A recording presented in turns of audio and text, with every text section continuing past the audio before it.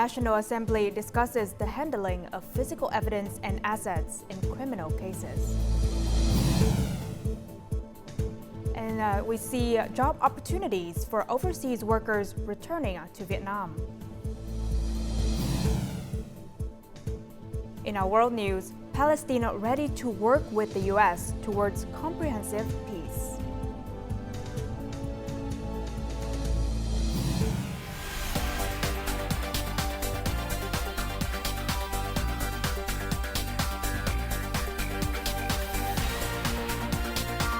Broadcasting from Hanoi, the capital of Vietnam.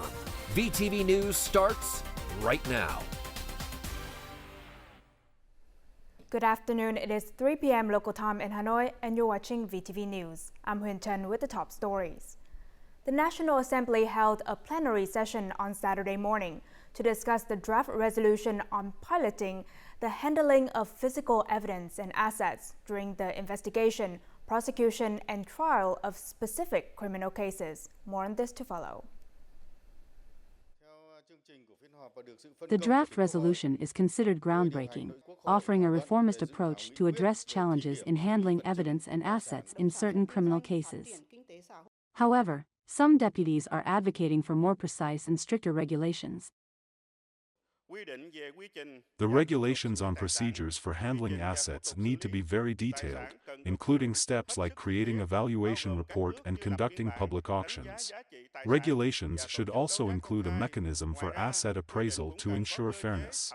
A detailed handling process will help prevent errors and avoid abuse of power, ensuring assets are valued correctly without causing losses to the state budget or other parties involved. Some deputies have also suggested that consideration should be given to the time frame, scope, and target subjects in the pilot implementation of the resolution. According to the draft resolution, the time frame is set at no longer than 3 years. I propose extending it to 5 years to allow enough time for thorough testing and comprehensive evaluation. If the pilot proves successful, we can then incorporate it into law. Serious cases, especially those at the central level, aren't common, so we could consider expanding the scope to include provincial authorities for these significant cases. This approach would ensure a more balanced and comprehensive handling, both at the central and provincial levels. The National Assembly also reviewed reports and held discussions on the amended draft employment law and the draft law on teachers. State President Lun Kong and a high-level Vietnamese delegation have departed for official visits to Chile and Peru and to participate in the APEC 2024 Economic Leaders Week. This marks State President Lun Kong's first international mission in his new role. The visit aimed to strengthen traditional friendships, enhance political trust, leverage cooperation opportunities, and foster Vietnam's relations with Chile, Peru, and the broader Latin American region. The state president's participation in APEC 2024 reaffirms Vietnam's active and responsible contribution to addressing regional and global issues. It particularly emphasizes Vietnam's commitment to promoting international economic integration, creating new growth drivers, and reinforcing APEC's role as a leading economic forum, one that includes 3 of the world's 5 largest economies. Prime Minister Pham Minh Chinh recently chaired the regular government meeting to review Vietnam's socioeconomic situation in October. And overall, October's results surpassed those of September, and the cumulative performance over 10 months shows improvements compared to 2023. Economic growth was most notable in industry, rising by 8.3% over 10 months. October's Purchasing Managers Index, or PMI, reached 51.2 points, indicating a continued expansion in production and a rise in orders. The trade surplus exceeded $23.3 billion. Foreign direct investment, or FDI, attraction and dispersed FDI capital are at their highest levels in the past 5 years. Now, at the meeting, Prime Minister Pham Minh Chinh highlighted key lessons, including staying abreast of both domestic and international situations to respond promptly, addressing new challenges and tasks with high political determination and decisiveness, and valuing time, intelligence, innovative thinking, and strategic vision. Moving forward, institutional improvements will be the core breakthrough needed to achieve a GDP growth target above 7%, keep inflation under 4.5%, and boost credit and state budget revenue growth by about 15%.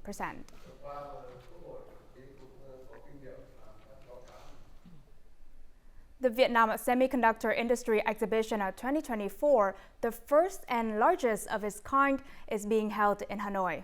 The Ministry of Planning and Investment has organized this exhibition in collaboration with the National Innovation Center, NIC, and the Global Semiconductor Association, or SEMI. The event features hundreds of booths from major global semiconductor corporations and companies. It serves not only as a networking venue, but also as a launchpad for long-term collaborations. Investors are recognizing Vietnam's growth potential and the benefits of partnering in this sector. We wanted to make that additional investment to grow our footprint in Vietnam. And of course now with the recent MOU with NIC, we want to become a key player in the semiconductor industry, because obviously Dassault Systems, we do see ourselves as being in a good position. Compared to 5 years ago, terms like chips, microchips, and semiconductors are mentioned more frequently. These technologies have the potential to elevate and propel Vietnam into a new era. There's an interesting similarity. The cyber chip and the grain price is roughly the same. Vietnamese labor is skilled in agriculture, so I hope that with the strength of young Vietnamese workers, we can achieve something remarkable in semiconductors.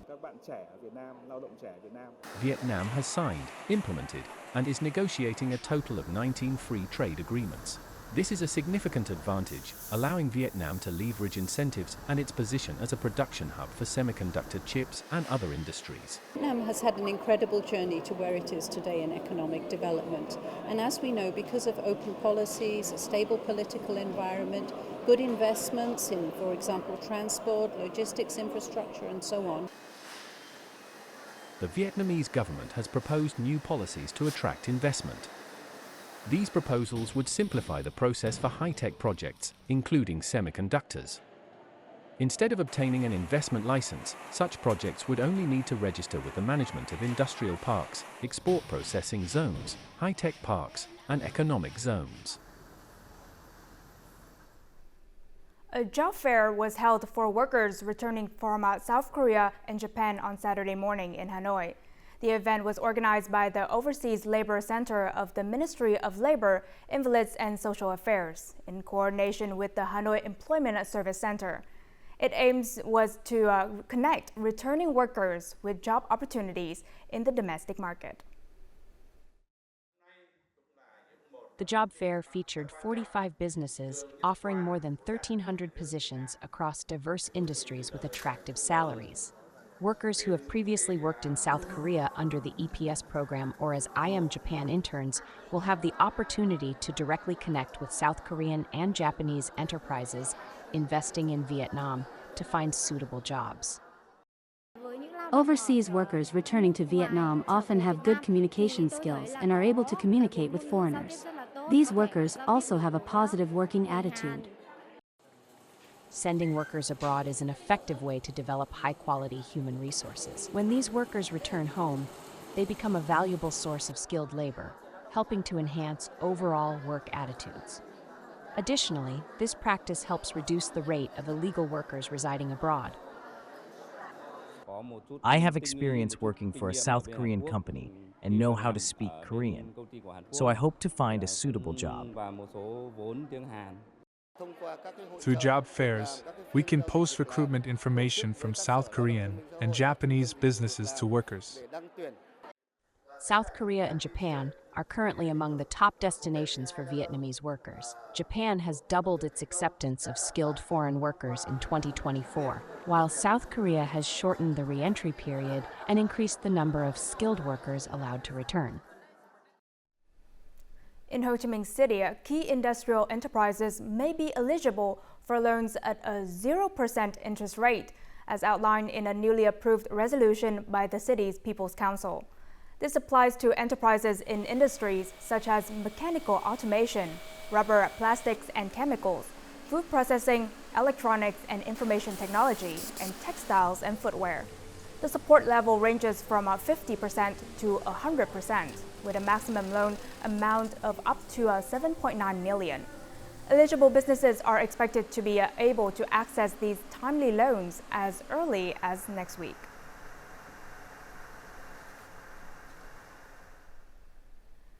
The Vietnam Air Cargo Day 2024 Forum, co-hosted by the International Air Transport Association and Vietnam Aviation Exhibition Corporation, took place on November 7th to 8th in Hanoi. The event drew 200 to 250 participants from various domestic and international organizations. With the theme Securing the Future of Air Cargo, Digitalization and Compliance, this year's Cargo Day provided a platform for managers, industry's experts in air transport and logistics, and regulators to discuss significant changes in the field. The forum focused on key issues in the aviation and logistics sectors, including digital transformation, evolving safety and security regulations, and initiatives to streamline transportation processes. Coming up next on VTV News. Quảng Ngãi fishermen take proactive measures to avoid storm Yinsing. And baby hippo born for the first time at Hanoi Zoo.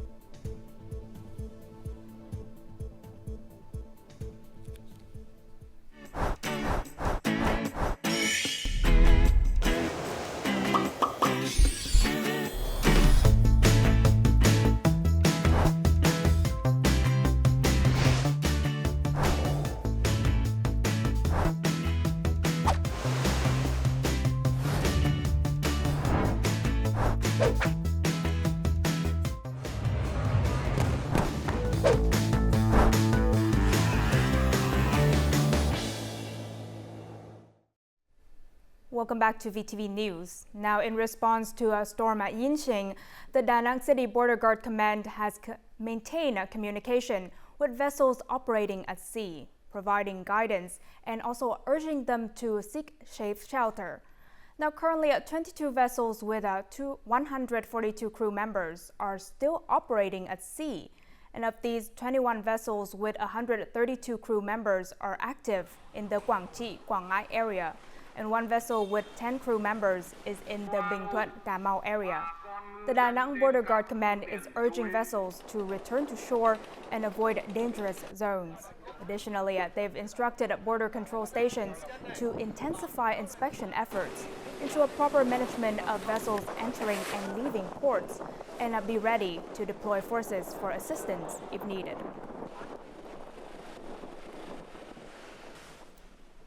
Quảng Ngãi, with over 6,200 fishing boats and nearly 40,000 workers, is one of the region's largest fishing communities. Many of the province's vessels are currently at sea. In response, the province has issued an urgent directive instructing local authorities and relevant agencies to ensure all boats return to shore by 10 a.m. November 9th. This is the anchorage area for fishing boats in Binh Chau Commune, Quảng Ngãi. Currently, the Quảng Ngãi Border Guard has alerted boats in areas affected by Storm Yinsing to seek safe harbor. In the anchorage areas of Binh Chau and Tien Ki communes alone, more than 1,000 fishing boats have anchored safely. Many more fishing boats are heading towards the mainland and are expected to dock soon. We're coordinating with local authorities and contacting owners and captains of fishing boats to return to the mainland. We're also reviewing a list of boats, especially those operating in the path of the storm. Currently, Quảng Ngãi has more than 5,800 fishing boats and over 33,000 workers that have safely anchored. However, 376 fishing boats with 4,200 workers are still operating at sea. The Provincial Border Guard Command has notified and urged fishermen to quickly move to safe shelter.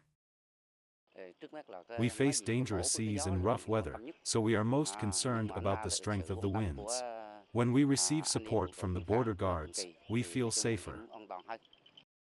In its urgent directive, Quang Province warned fishing boats operating in the northern part of the East Sea and the Huam Sa archipelago to remain vigilant and seek safe shelter. According to the disaster monitoring system, no boats from Quang are currently in the storm's danger zone. Many fishing boats from the province have already found safe harbor in local areas and are selling their catch.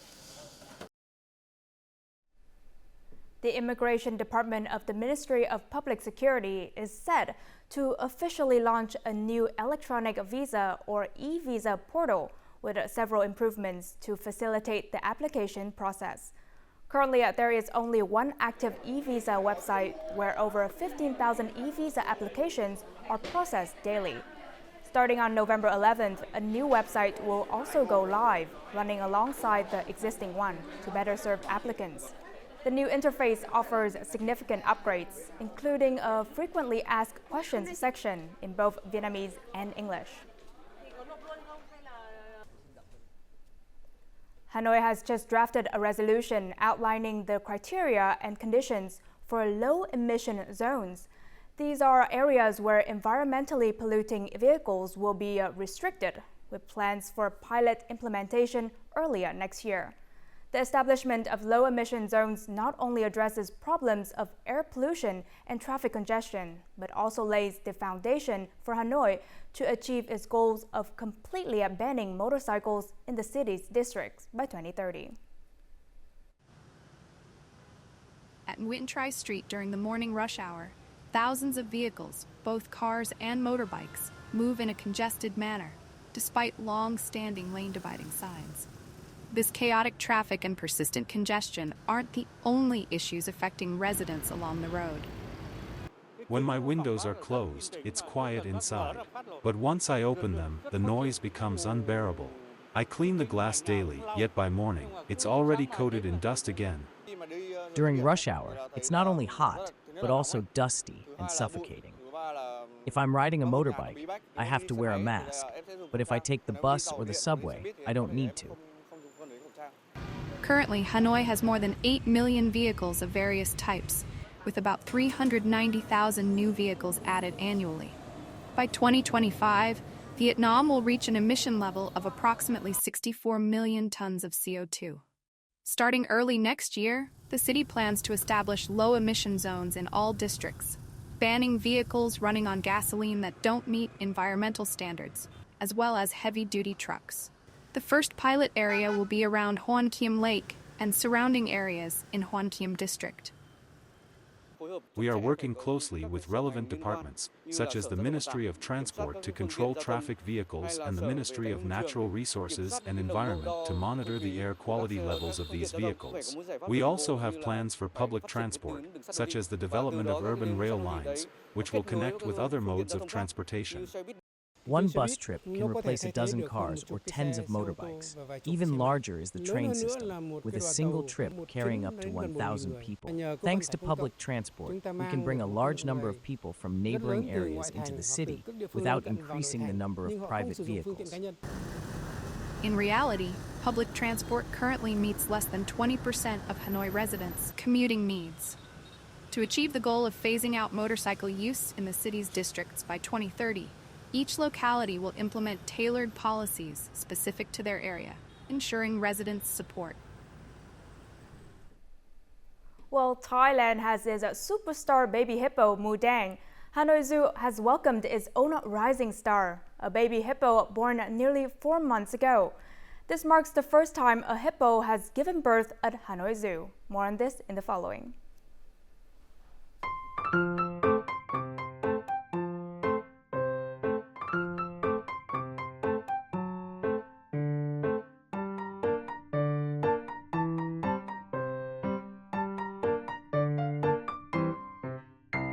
I came here to see the baby hippos.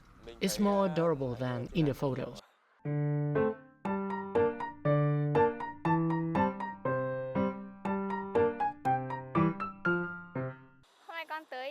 I find it very cute and chubby.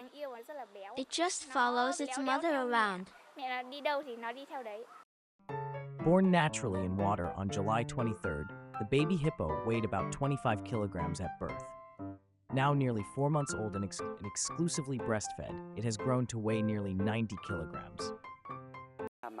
When the baby hippo was born, we also had to lower the water level to ensure that the baby hippo could easily go up and down the bank. Every day, we have to clean the water tank and drain the tank to maintain hygiene when the baby hippo goes down to the tank to breastfeed from its mother. I'm also surprised by the mother-child bond these hippos share. The mother hippo conceived naturally at Danang Zoo in Binh Duong province and was transferred to Hanoi Zoo in December last year.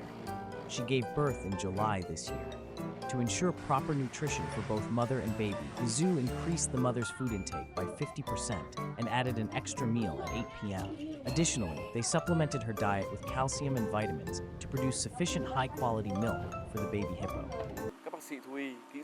Veterinarians monitor and care for the hippos 24/7. They've installed a surveillance camera system to regularly update, record, and track the animal's health and status. This data will serve as valuable documentation for future research. Currently, Hanoi Zoo houses 3 adult female hippos and 1 baby hippo. The baby hippo remains unnamed. In the near future, the zoo plans to organize a naming contest for the baby hippo. This initiative aims to foster love for animals, nature, and the environment while promoting biodiversity conservation. Simacai, a border district in northeastern Lào Cai, is home to 15 ethnic groups, creating a vibrant cultural tapestry. The weekly market here serves as a lively gathering place where local ethnic communities trade and showcase their way of life, attracting visitors from afar. Every weekend, Mafu has to travel very early to this fair to sell her homegrown pears. My family grows 200 pear trees, and I earn over 100 million VND annually from selling pears and plums. This fair is very important for us. Market fairs in the highlands are crucial for selling homegrown products and help locals stabilize their livelihoods. For instance, Chau Thị Vê from Bach Ha district, who sews traditional Hmong clothing, earns enough from her stall to support her family. I come here every week without fail. My sales cover our expenses and my children's schooling. The market remains authentic, full of vibrant colors and local products. Vegetables, fruits, clothing, food. It's fascinating. While the Con Co market convenes on weekends, the Sin Cheng Fair is held on Wednesdays, featuring a bustling cattle area where locals trade buffalo, symbols of prosperity. People send and buy some animals to help them with agriculture. I like to see all the people in different ethnies of the region. The market fairs are not only about commerce, they're also places for community gathering. This unique atmosphere draws around 300,000 visitors to Simacai each year, mostly for the Sin Cheng and Con Co cultural markets. To foster sustainable tourism, local authorities are working on establishing cultural villages, community and ecotourism sites, and temperate fruit orchard experiences. Preserving these traditional market fairs, alongside improved infrastructure, is paving the way for growth of a smokeless tourism industry. Coming up next in our world news. Palestine is ready to work with the U.S. towards comprehensive peace. And the U.S. stock surged to record highs.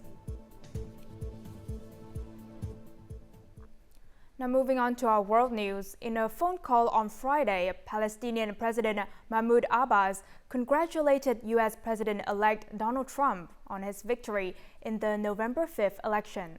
Now, during the conversation, President Abbas expressed his willingness to work with the White House to achieve comprehensive peace in Gaza. Trump, in return, emphasized his commitment to ending the war and his readiness to collaborate with President Abbas and other relevant regional parties to establish peace in the area. Now, according to the Palestinian Health Agency, the ongoing conflict in Gaza has resulted in approximately 44,000 deaths and 100,000 injuries. U.S. stocks rallied sharply to close at record highs on Friday after Republican Donald Trump won the 2024 U.S. presidential election, along with the decision of the U.S. Federal Reserve, Fed, to cut interest rates by 0.25 percentage points. The U.S. S&P 500 zoomed past 6,000 points on Friday. The Dow Jones Industrial Average climbed 0.6%, and the Nasdaq recorded an increase of 0.1%. All three indexes ended the trading week at record highs. Investors anticipate that policies under Trump's presidency will bring a positive outlook to the market.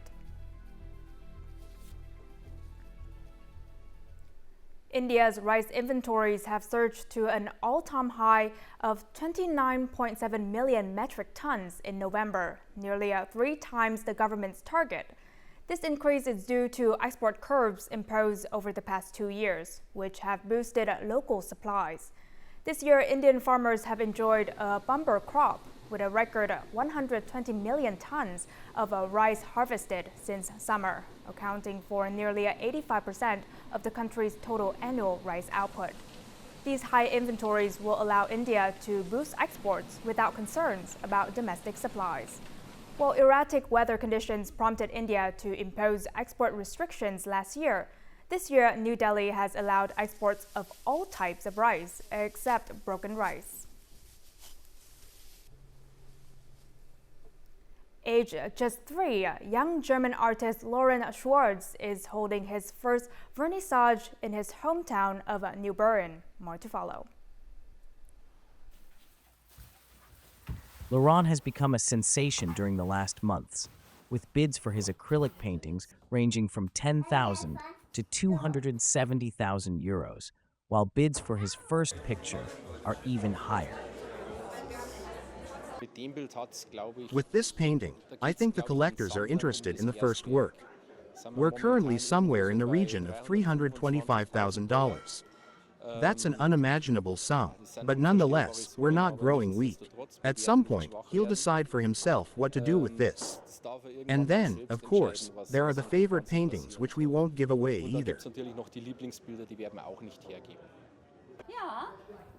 Laurent started painting a year ago during a vacation in Italy. Since then, he had painted about 1 picture a week. While Laurent's paintings were already on display at Munich's largest art fair in April 2024, the Vernissage is his first own exhibition. Picasso once said that everyone is an artist as a child, and it's difficult to be an artist as an adult. And I hope that little Laurent continues to paint great pictures, and I'll let myself be surprised and look at everything again and be happy. Despite the fame and attention, according to his mother, Lisa Schwartz, any money raised from the paintings has gone into a separate account saved for Laurent until he turns 18. Now, as usual, let's move on to the weather forecast.